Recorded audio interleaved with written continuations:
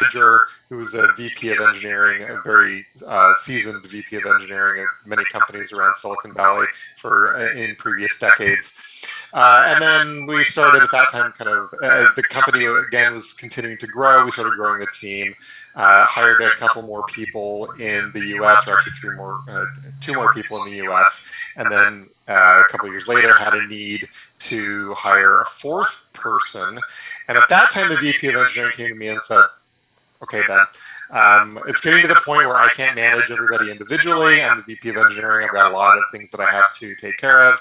Are you interested in becoming the manager? So having the current people report to you, and then also being the hiring manager for the people that we're going to be hiring over the next couple of years. And I had to kind of think about it, because being a manager really was not my plan. I had conversations about going into management in my previous companies, and it was not really kind of what I wanted to do, but I thought about it, and I said, you know what? Yeah, I think I'll go ahead and I'll work on, where I'll become the manager. Because there's really only two options at this point. Well, the third option would be have one of the other people in the team take over as the manager, and nobody else was capable or wanted to do that.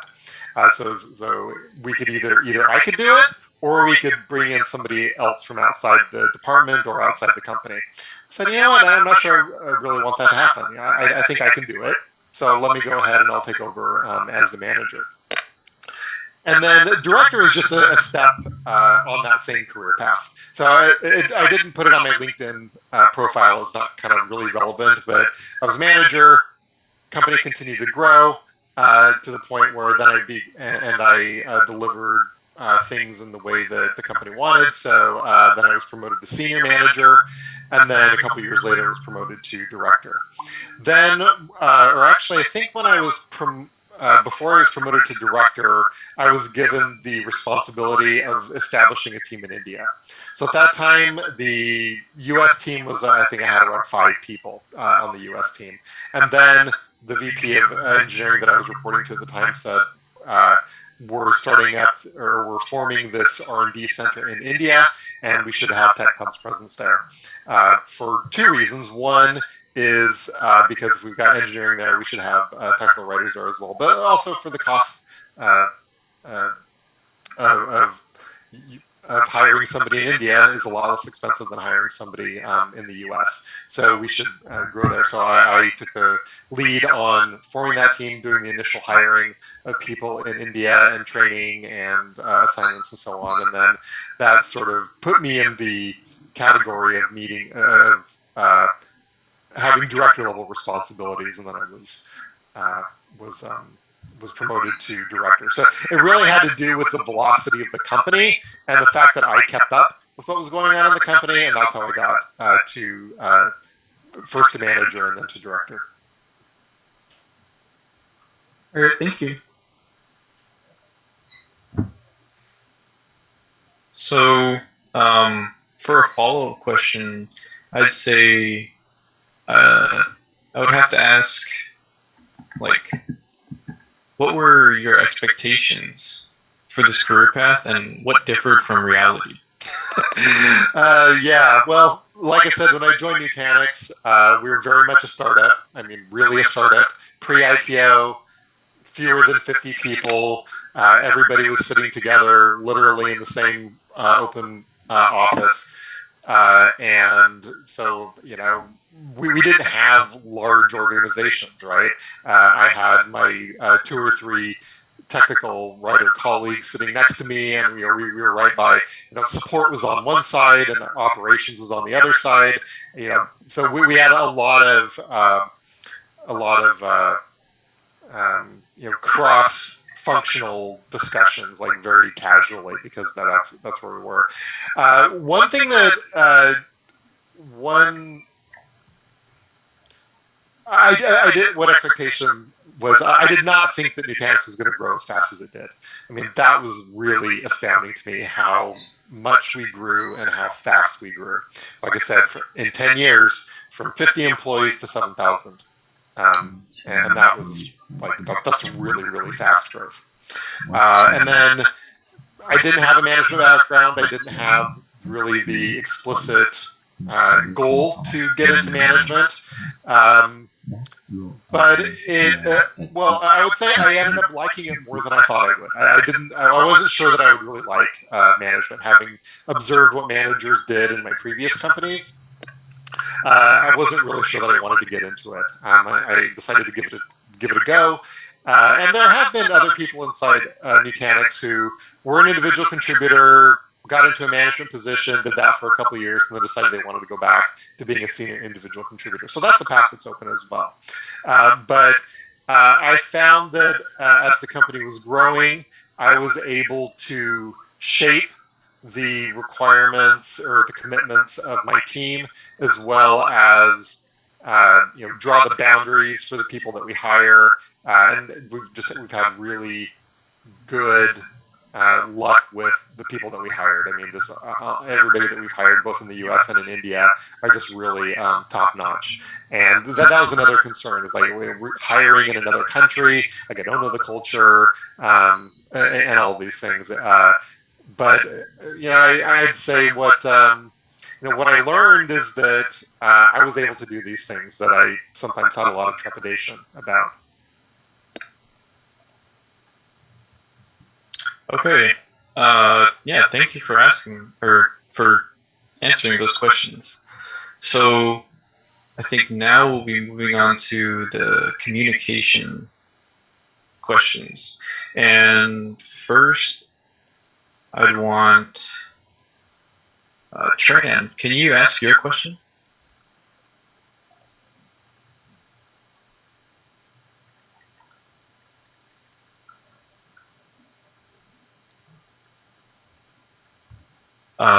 Is Tran there? Okay, so Tran asked, what abilities enable you to interact successfully with employers in various countries, and how can you communicate and coordinate work with them most efficiently, even if they're not in the same time zone? Yeah, it's a real challenge. So the breakdown in my team is around 25 people in India and about 5 or 6 in the U.S. The U.S. team also has been with Nutanix longer, and so they were hired earlier in the life of Nutanix when we were a much smaller company, and for that reason they are also more senior people. So I have one of my direct reports has been in this industry for coming up on 35 years. He started working at UC Berkeley back in the 80s with kind of some early Unix stuff, and he's been in this technical communication industry ever since, working at numerous startups. And so he's really, really, really experienced. And then most of the other people in the U.S. also were fairly experienced, with 15 to 20 or 25 years of experience in the tech industry or technical communication specifically. And that's also kind of remained in place because there hasn't been a lot of turnover in the US, and we also haven't been able to add very much headcount in the US. So most of the growth has been in India, and that's really been a challenge if you look at just at the matter of time zones. India is offset right around 12 hours from the West Coast, which means that if I need to have a meeting with somebody, there's really 2 options. It can be fairly early in the morning, like around 7:30 to 8 o'clock, especially, and it changes with daylight savings time, or around 8:30, 9 o'clock at night. And then we really only have a window of about an hour, and it's inconvenient for both parties. Like there's no way that you can make it convenient for both parties. So we have to really be aware. We don't want to burn people out, and there are people on my team who've had to suffer with having to attend meetings with the U.S. team that was very late for them. 11:30, midnight, that they would have to be on these calls. So just that aspect of it is really difficult, and for myself, I prefer to be on the calls in the morning, even if they're a little bit on the early side. That's okay, and that usually works okay for the India team as well. And it's rare that we have a lot of really large calls. So it's I have 2 managers in India, and I speak with each of them weekly. So that's one evening call for them and early morning call for me. And then around once a month, I have a call with all of the managers, including my US manager, the 2 India managers, and myself. And that also I do in the morning my time, and that's in the evening for India. But it's kind of open. If people have if I set a meeting and we can't find a time this morning for me, that's fine. I can make an exception and do it in the evening, or we have other evening calls from time to time. So that's one aspect of it. But also, a lot of the communication that we do is in written form. So quite apart from my particular team of tech pubs, in engineering as a whole, we use Jira, which is a defect tracker. And so a lot of communication happens in Jira. If there's a defect that's found by a customer, for example, or if there's a new feature that's requested, any of those things, that all happens in Jira. And that's in a relatively public forum that most anybody in the company can see most of those discussions. Then we have email, of course. We have Slack also. And then a lot of things like design documents or issues that require more in-depth planning and execution. Those might be done in Google Docs that are shared with a variety of people. So these are the different methods that we have for communication. There's one kind of interesting idea that I just came across. I was reading a book by, actually I have it right here. I don't know if it's backwards for you, but actually the title is Working Backwards by Colin Breyer and Bill Carr. I can send the reference to John if you're interested. And at Amazon, one of the principles is that communication is the problem, not the solution. So in other words, if you have a requirement for a lot of communication, you need to look at your process and actually try to drive out as much coordination and communication as possible so that people can kind of do their work. Now, you may have to report up to various project levels or management levels, but if you're trying to solve a problem by more communication, that's probably not the best solution for the problem. And that's actually what I've done inside my team. So my team, the writers especially, they don't have a lot of dependencies on each other.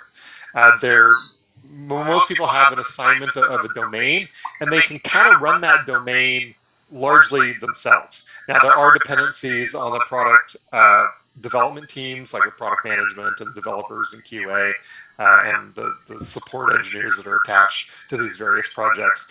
But within my team, we don't have a lot of that, those kind of dependencies. And then the same thing with the dependencies between the writer for the deliverables that they're responsible for and the product development team. A lot of that, again, happens in Jira and Slack especially, to a lesser degree in email. So it's a huge challenge. I mean, it is probably the primary challenge, but you can also decompose it into some different communication areas. And Tran, did you have any follow-up questions?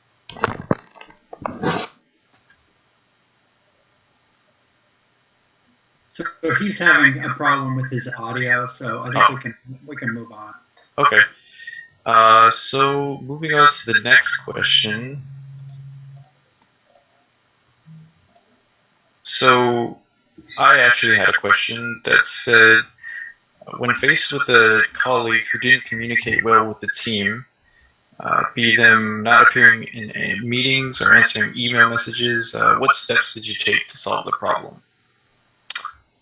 Yeah, let's see. Trying to think if I can think of a situation. I mean, I probably have to go back earlier in my career to think about that. One thing that I can say about Nutanix, and one of the reasons that I'm still at Nutanix, again, coming up on almost 10 years, which is a pretty long time to be at a company the size of Nutanix. I do have in fact, my first colleague from my previous company, she's still at Nutanix as well, though in a different area. So we do have quite a few people who've been at the company for 6 or 8 or 10 years, but but it is a long time, and we have had people leave along the way. But one of the reasons that I've stayed is the quality of people that we've been able to hire. What I saw at my previous companies, especially the first company that I worked for out of college, I was really excited and got disillusioned pretty quickly when I found that there were a lot of people who were sort of, not exactly retired, but they were still coming into the office, but they kind of, in my estimation, were acting like they were retired, really not being very active, and not kind of trying to push the effectiveness of whatever job role they were in. That's not been the case in mechanics. Almost everybody that I've had an opportunity to interact with, and I've had an opportunity to interact with almost every area of the company, from sales, marketing, recruiting, finance, whatever, is that the people are really good at what they do, and I don't have this problem with responsiveness, right? Generally, if you have a reason to ask somebody a question, you're likely to get a prompt answer. Not been the case at previous companies, and it also depends a lot on what your professional relationship is with that person. So if it's somebody who's in my department, first of all, that would be a challenge for the manager to deal with. So if I was getting a sense from somebody that, like, hey, this individual contributor reporting to one of the managers is not being responsive, well, first of all, the manager would probably know before I would. And they would tell me, like, hey, we got this challenge. And then it would be a matter of coaching the person to say, you can draw boundaries, you can discuss with your cross-functional collaborators how the communication should happen, but you shouldn't be non-responsive, right? You can redirect the conversation or whatever, but you have to respond. Or if it's, this wouldn't happen with the people that I've chosen to be managers on my team, but if I was getting a sense that a manager was not responding, then I would do the same. If, on the other hand, it's, let's say, it's a subject matter expert in another department, and we have some requirements that we're depending on them to deliver, and they're not delivering, then that can be a matter of management escalation, where either the manager of the writer who's dealing with this person, or if it's the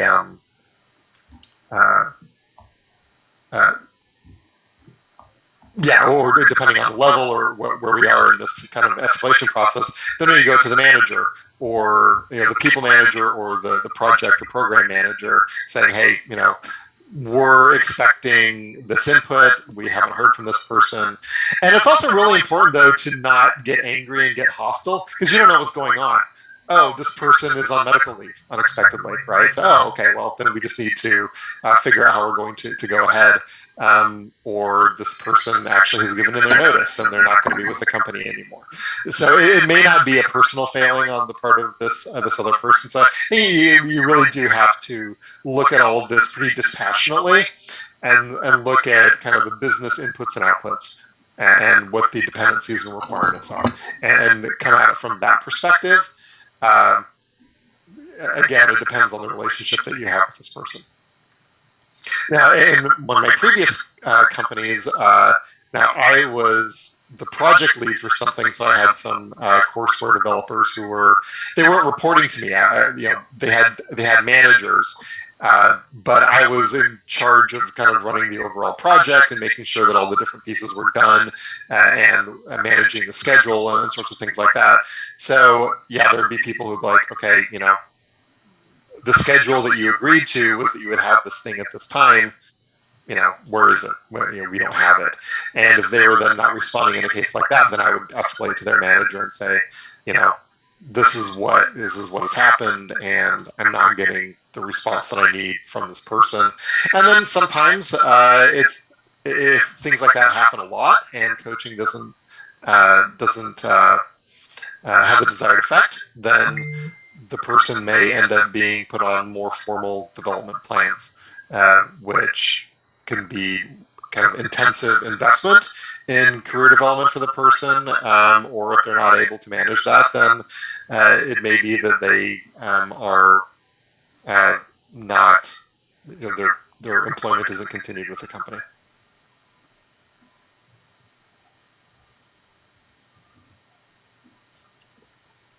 Okay, so I have one more question. Oh, and thank you for answering that question, by the way. I have one more question from yeah, David. Could you ask your question?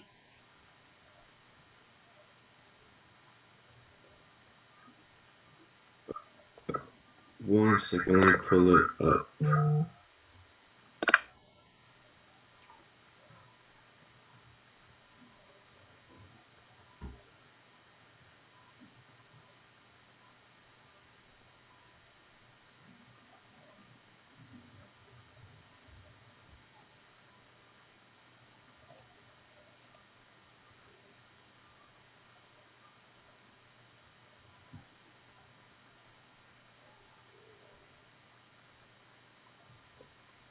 Okay, sorry about that. Thank you for waiting. So when I was looking through your Nutanix website, I noticed you guys promote within and are actively motivating, attracting, and retaining people from very different backgrounds and perspectives. Has that put a strain on your team when it comes to communicating, like your team from the US and your team from India? I wouldn't call it a strain exactly. It's definitely a challenge. So we talked about previously about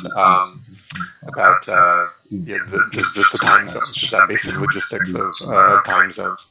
And then my experience has been in the U.S. Nutanix was founded and started in the Bay Area, where I've lived for quite a while.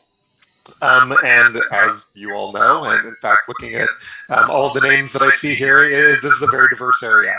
All three of the founders of Nutanix were from India, but had gone to school and worked in the U.S. for quite a while. And then we also have large Vietnamese populations. We have a lot of people from China, people from other parts of the U.S., like myself. And it's there are always intercultural challenges. So even before we made this major expansion to India, and then India itself is a very diverse country, right? It's there's many different languages in India. There's different religious backgrounds, and there's a lot of social and cultural nuances that I've learned some of them along the way. But there have also been situations where I was kind of left scratching my head a little bit about something that just happened because I didn't really understand what's going on. And I would say that the success has come from the quality of the people that we've hired, especially in my team, the people that I hired initially. So I hired 2 people at the time. So and that was my request to my management. I said, when I go over to start a team, I want to hire 2 people. I don't just want to hire one person. I want to hire 2 people, and they're from different cultural backgrounds as well, even though they're both Indian. And they have been great with navigating all of this, and so I look to them for a lot of counseling on how we proceed with a lot of things, and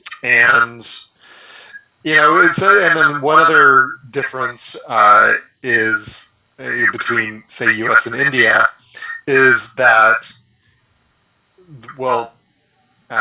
Nutanix India is based in Bangalore, and that is a really hot job market right now. So we do struggle with the turnover with people, so hiring people, and then after a year, 2 years, they leave. But we have more longevity in general in the U.S. team, and now we certainly do have turnover in the U.S. team as well. That's one thing that's been really really difficult. And one thing that's happened also in India that has never happened with me in the U.S. And it was really a problem since the beginning of 2021, was we would have we'd interview, and we put a lot of time into interviewing people and trying to select the best candidate, and then after they join, we put a lot of investment in training them. So we would have people who would interview with us. We might interview 6 to 8 candidates for a particular position. We'd choose the one that we like, extend them an offer. We'd do some negotiation over salary and equity, and they would then accept the position. In India, there is a thing called notice period. So in the US, we generally don't have much in the way of employment contracts. In India, they do. And they have what's called a notice period, which means that once they put in their notice to their employer, their current employer, that they're leaving, they have to serve out a certain amount of time. It's usually either 4 weeks or 8 weeks. Whereas in the US, we have the practice of giving 2 weeks notice, but that's a professional courtesy. It's not a legal requirement. But in India, it's a legal requirement. So they say, yes, I accept your position. I have a 4-week or a 6-week or an 8-week notice period, so I can start on such and such a date. So we're great. We're really excited. We keep in touch with them and say, hey, here's some things that you can look at while you're sorting out your notice period, and we look forward to seeing you, etc. And then the week before they're set to join, they call us up and say, I'm not joining. Because what they did is they took our offer and they shopped it around, including to their current employer, saying, if you don't give me a raise, I'm going to leave and go to Nutanix. So their current employer will give them a raise. Or they might be interviewing at other companies and say, hey, Nutanix gave me this job offer that I'm going to take. So if you want me, you have to beat it.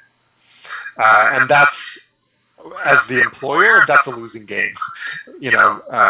There's really nothing we can do about that. And then at the same time, it affects our current employees as well. Some of those, there have been some situations where people have tried to pull that with us, where they say, oh, I've got this other job offer, so give me a raise or else I'm leaving. And in those cases, we have to say, it's between compensation cycles. We can't do anything. So if you feel this is a better opportunity for you, then, we wish you all the best.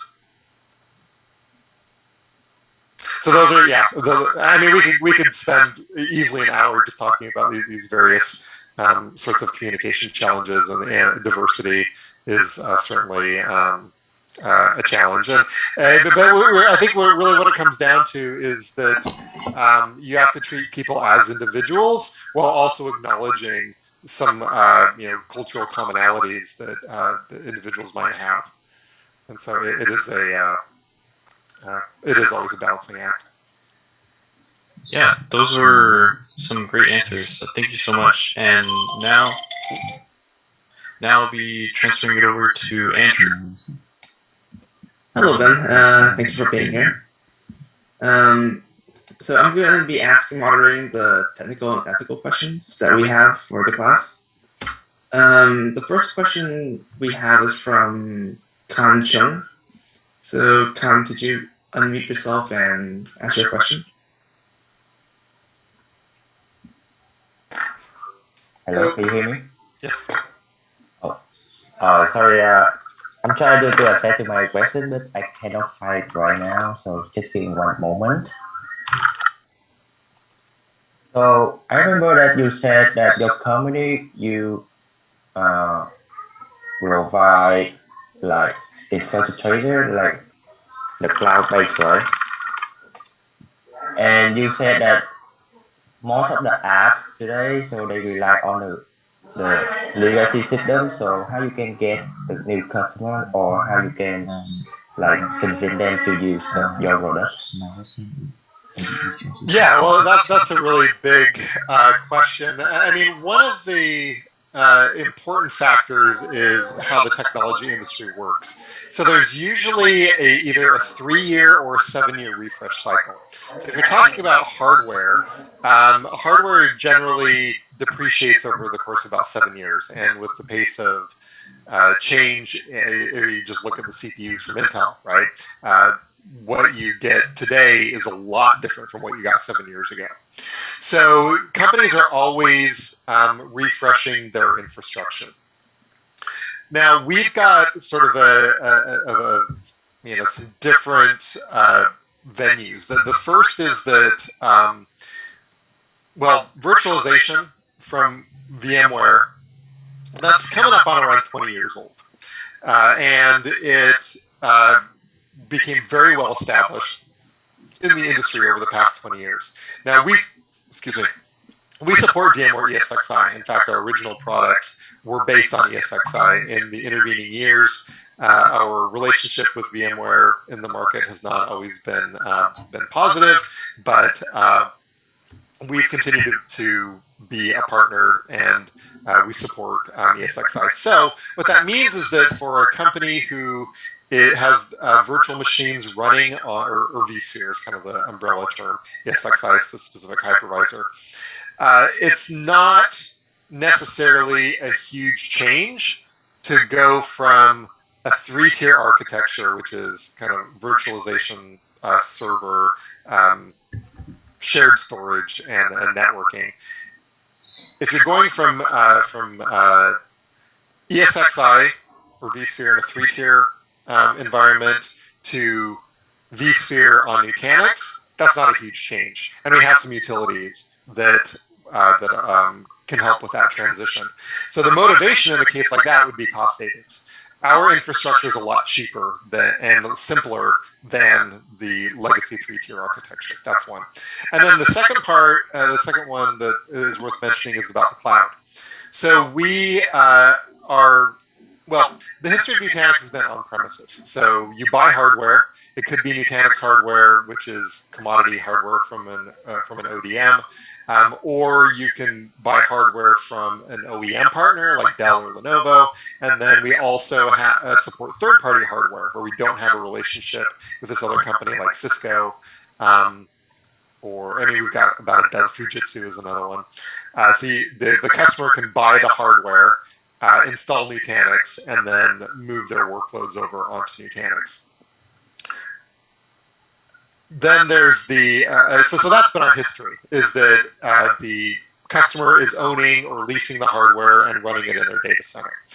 Now, more recently, we've turned to the cloud, and what we're doing a lot of today is taking our software that was developed to run on premises and running it on a hyperscaler, especially Amazon Web Services. That's the main one. And again, we have utilities that will assist customers to move from running their workloads on premises to running them in the cloud. And again, there's two motivations for that. Cost is one of them, although AWS can become very expensive, and we've seen that from many customers where they say, oh yeah, we're going to go to AWS because it'll be so much cheaper, and then they get the bill and realize that it's actually not a lot cheaper. So they probably will still have AWS in the mix. They will run some things on AWS, but for predictable workloads that can be less expensive to run it on premises. Those are the two things. Is that it's not only about the value proposition from Nutanix, although that's part of it. Also, vSphere, I mean, that is expensive. That has annual licensing costs, and we do find customers who maybe have moved from 3-tier architecture of vSphere to using vSphere on Nutanix, and then once they get comfortable with that after a couple of years, they get their license renewal from VMware and saying, I wonder if we could run Nutanix as hypervisor instead of ESXi, and that would save us money on the licensing costs. So that's another avenue that exists to convert customers to our products. All right, thank you. Our next question comes from Kai Nguyen.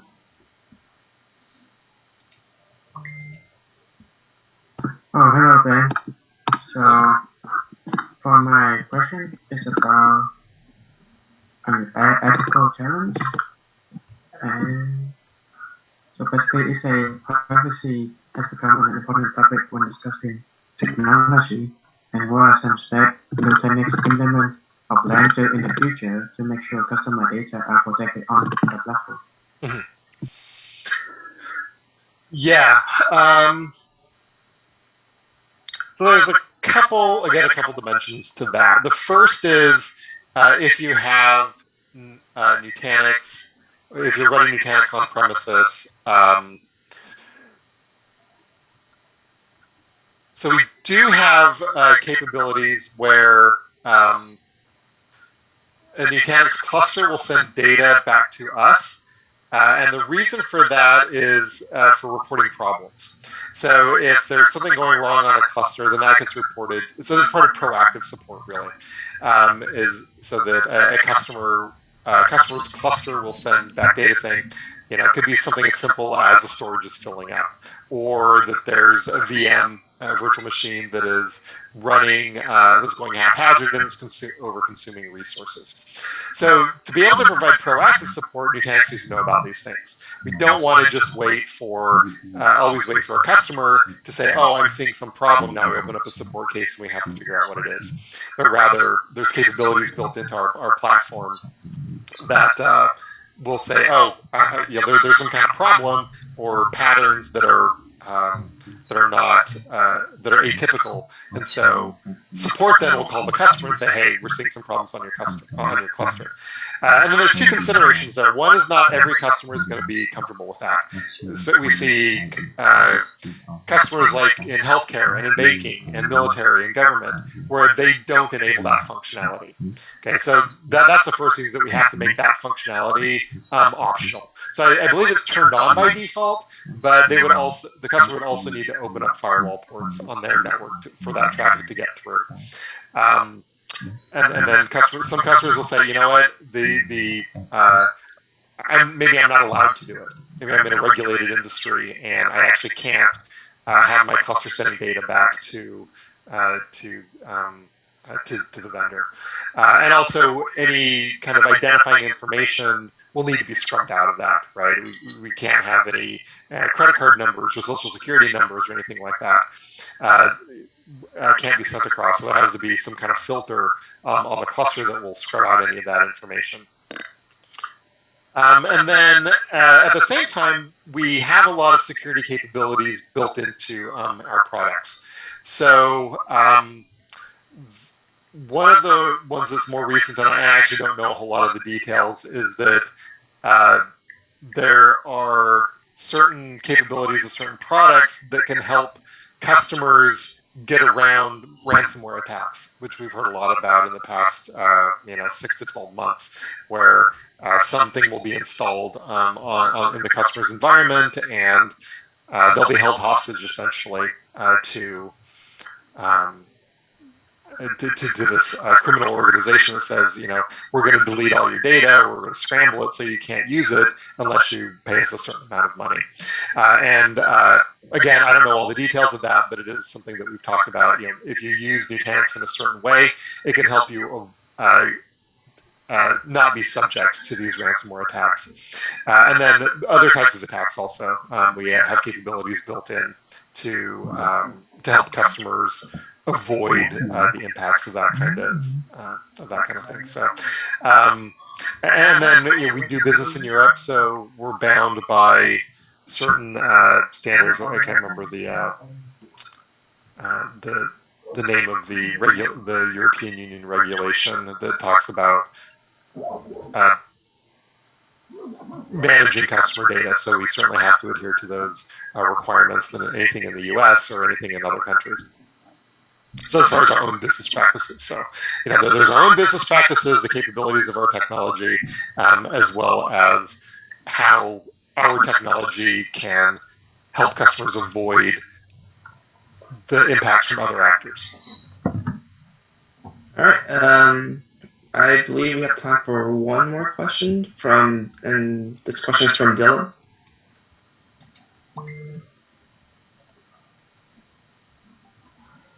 Hello. My question was about how you keep your cloud services always running. With like yesterday, Facebook had dropped like everything for a long time, and how even Amazon sometimes has problems with theirs, and how you guys ensure that, like no matter what, or like what you guys do different to make sure that your services are always up. Yeah, when it comes to well, first of all, it's a really, really hard question. I mean, that's been the work of the past 30 years in distributed computing, is how do you make the services resilient? And so you've got all of these layers in there, right? You've got things all the way down to the hardware, the physical the physical drives where data is stored. And then you've got, so how do you distribute that? And that was one of the things that Nutanix brought early on, is that inside a cluster, data is replicated. There are at least 2 copies of every piece of data. So if a drive on a cluster goes bad, and the data can't be read from there, that's not a problem, because there's another copy somewhere, and the system knows where that copy is. And as soon as it sees that the second copy is unavailable, it makes the second copy somewhere else in the cluster. So what that means is that if you're a customer operating a cluster, you have to be sure that you have the excess capacity for that to happen. Now, let's say you have an entire server go offline, where it's not just one drive, but it's maybe a dozen drives, but you need to have enough drive capacity elsewhere for that data to be replicated. So if you lose one drive, or if you lose one server, you've still got the other copy, and you can then make this, you kind of recreate the second copy. So that's kind of the basic case. But then you've got drives, servers, which might have multiple nodes inside it, and then you've got the network, which is, from what we understand so far, that was the problem with the Facebook services and Instagram and WhatsApp. The services were running, but they couldn't be reached because there was a problem with the networking. So I don't know if it was a routing protocol or if it was the name service. But so there was some other layer that was directing the traffic, and so the necessary traffic couldn't make it to the services. And then you've got shared storage. So not at the server or drive level, but if you've got a storage array of some kind, and those they themselves need to be replicated at kind of the storage array level as opposed to the individual drive level.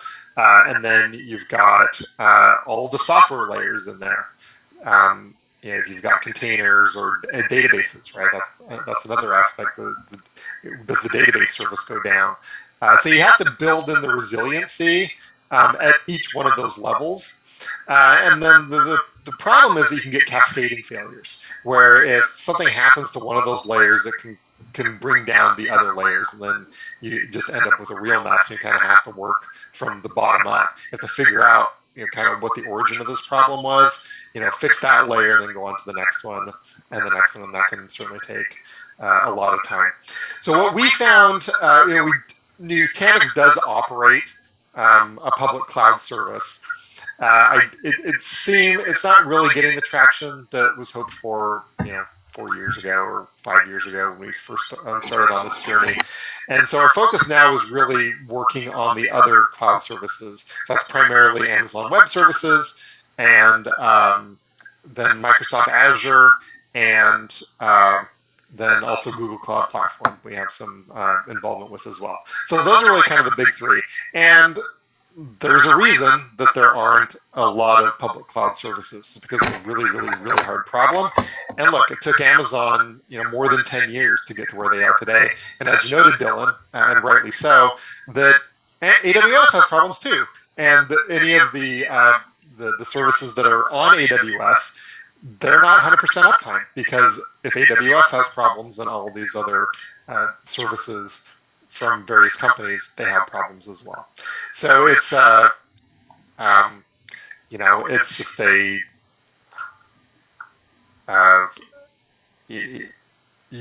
you have to go through the pieces, right? You have to make all these different pieces resilient, and it takes an organization that is capable of that, and that organization also takes a lot of time to build. Right. Does anyone have any comments or any extra follow-up questions for Ben before we move on to Alan and David for the summaries? So just a clarification there, Andrew, that we still have 10 2 minutes or 10 minutes, yeah? Yeah, for the ethical questions, then we'll move on to. Oh, okay. For additional technical question, how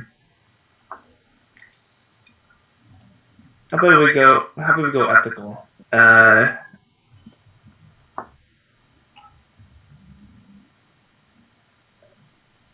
So, what challenges have you faced in carrying out carrying out tasks that go against your ethics or ethics involving of your company?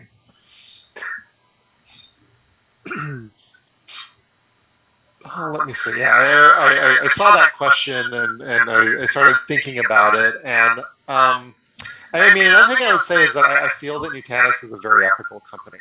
You know, from the very beginning, our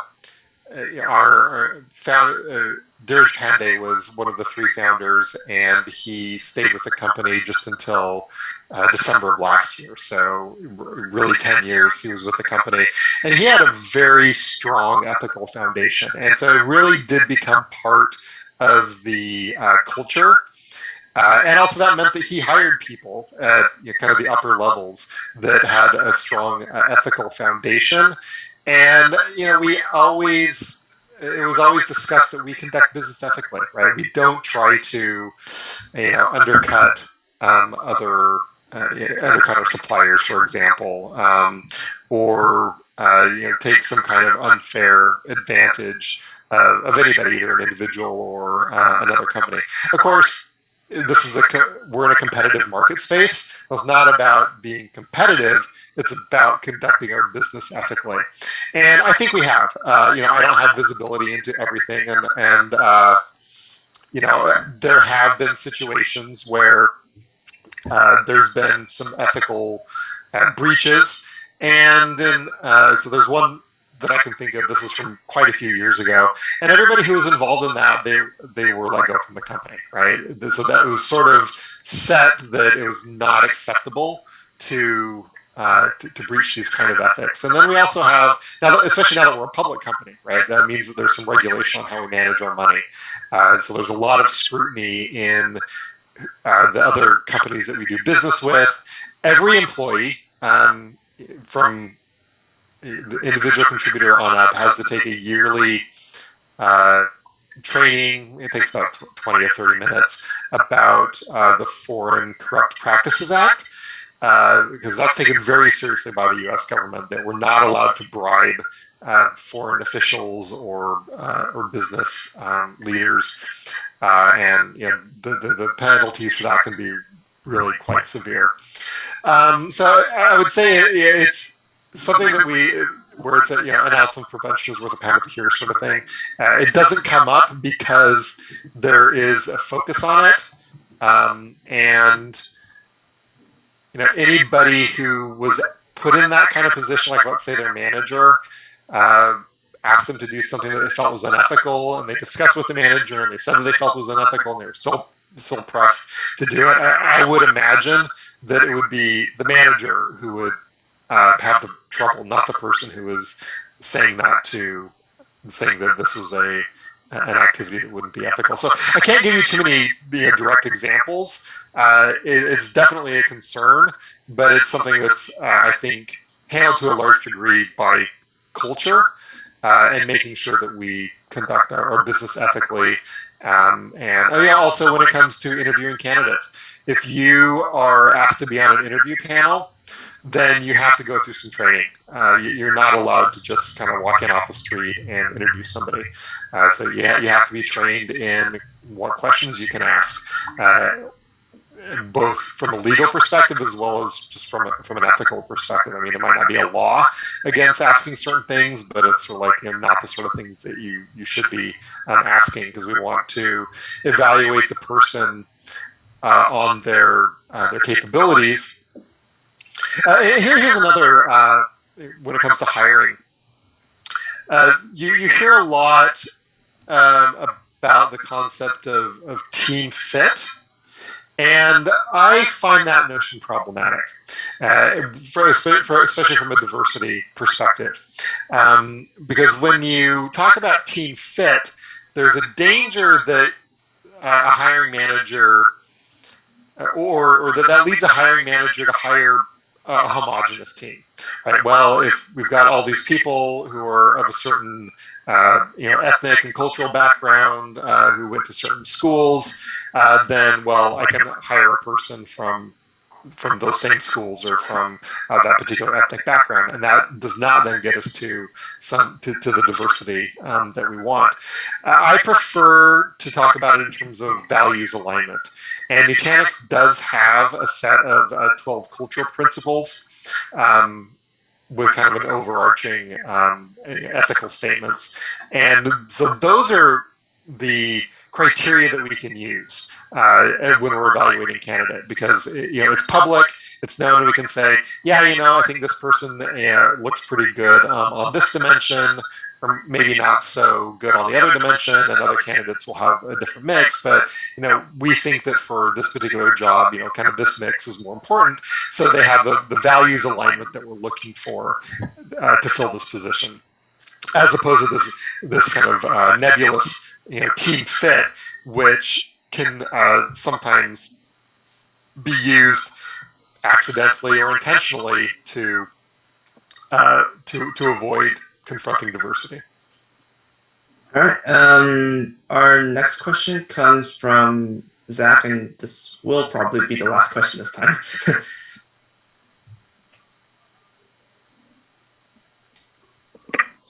Hi, Ben. Yeah, my question, it was kind of similar, but I was just going to ask what the thought process was behind using more inclusive language, as we saw the PDF of that. Mm-hmm.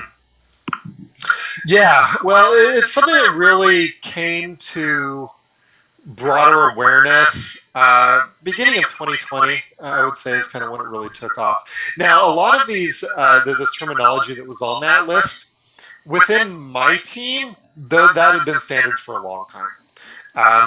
What happened in early 2020 was more about awareness outside of the professional writing community. So for engineers, and it kind of got up to the executive level where VPs of marketing were interested in it, and even the CTO was interested in how do we ensure that our language is more inclusive, and it was because of what was going on in society broadly, right? There was the Black Lives Matter protests, and also looking, there's sometimes this idea that what's done in computing is kind of, what's the word I'm looking for? Value neutral, or, if that's still not the right word,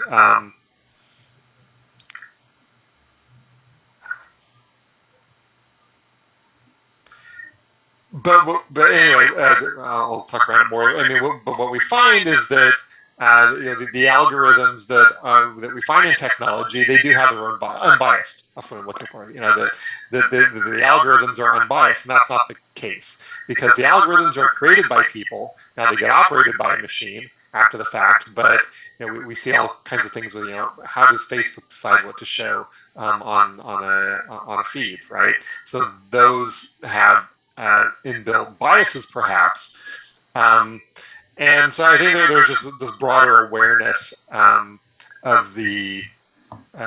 some of these challenges, that we can't just trust technology, because ultimately the technology is created by people, and people have their biases, and so one of the things that I'm doing, or that I'm working on right now, is I'm going to be giving a talk to engineering as a whole to talk about this inclusive language and the motivations behind it, right? So there's two aspects to it. One is with customers, right? We sell our products globally, and there's a lot of cultural expectations and areas where there can be points of friction, so we want to be sensitive to that. Then there's also the employees, right? If we're looking to have a diverse employee population, then we want to strenuously avoid, or we want to strenuously solicit diversity. And so we don't want to be using terms that are potentially offensive, or bring up negative associations for the employees. And that's kind of the needle that I need to thread a little bit, because it might be a message that lands fine to say, we can't tell this to customers, or we can't use this terminology with customers. Then one reaction could be, it's like, okay, fine, we do whatever we want inside the company, and then we just be sure that the layers that customers see, they don't use this terminology. But that actually is only half the story, right? Because there's it's the employees as well, or contractors that we have, might be coming from, that might be offshored in various places and have other expectations. So even inside, we don't want to use this terminology, because there's audiences here. And the other thing is that these different layers can leak. So why can't I use one of these terms in an API that we're not publishing to customers, right? We're just using it internally. But what we found is that these things leak. So maybe the idea is that initially the API isn't exposed directly to customers, but over time realize, oh, yeah, actually this would be good to expose to customers. Well, now you've got a problem, because you either need to refactor any existing code to use a different term in the endpoint, or you have to publish some language that violates our standards. So you want to get in front of that and really just take these terms out of usage. And this will take time, right? Some of them are terms that have been used for a very long time: master and slave, demilitarized zone. All of these have been used for decades in computing, blacklist and whitelist. These have been used for decades in computing. Okay, it's not going to get driven out overnight, because there are other requirements that the teams have to meet. So it is definitely a long-term initiative or effort. It's not something that we do at one time and we're done. All right, thank you. We're going to give the floor to now David and Alan for their takeaways for your great answers to our questions. Yeah, so hi again. So to me, I did notice from our conversation your journey, I guess, to management, and you being so unsure of whether or not you wanted that position, and hearing out what your company wanted, their needs, your staff didn't want to take over that. And to me, just keeping an open mind and being able to listen is something to keep in mind for my future career and job search. So thank you for that. So hi, Ben. So once again, thank you for taking your time to come here and answer all of the questions. So I found that your responses to the technical and ethical questions were very interesting. And, as you said, one of the founders of Nutanix was like a very ethical person. And I could really see that, especially where your company stands on like inclusive language, like replacing words such as blacklist with words like denialist. Most companies wouldn't, take language to that extent, but it's refreshing to see a big company striving to be like welcoming to everyone during a time where people are, I suppose, like so easily insulted by language. So it's like really nice to see. And with that said, I would like to invite Arushi for our final words. Hi, Ben. So as a class, we just wanted to say thank you for taking the time to sit down with us and really educate us on your company and, the secrets of the industry. We really appreciate the time you spent. Also want to thank the facilitators. Y'all were great. Thank you to everyone for being here. Okay, wonderful. Why don't we, as a final send-off here, and if Ben has any words, those are welcome too. But everybody that has the video capacity, just turn on the video so we can have a send-off here. And Ben, anything else? We really got a lot out of this, and you definitely took some deep dives in some of the topics that I think we'll really benefit from. I'm glad to hear that. Yeah, and what I'd say, first of all, is to commend all of you on your preparation. So that's really important.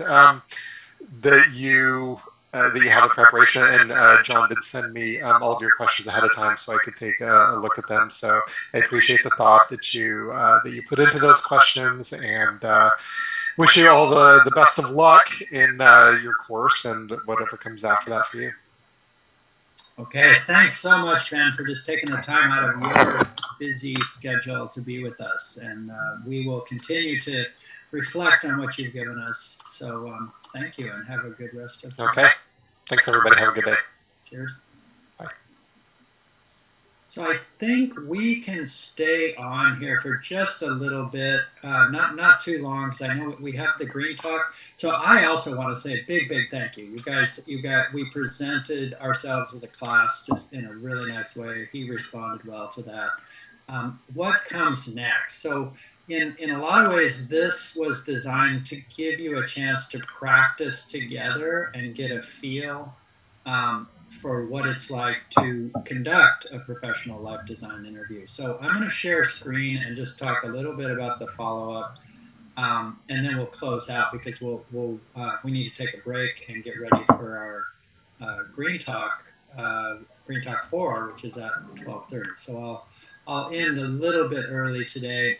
Of course, the link for our Green Talk is here. It's Climate Policy with Dan Marshall.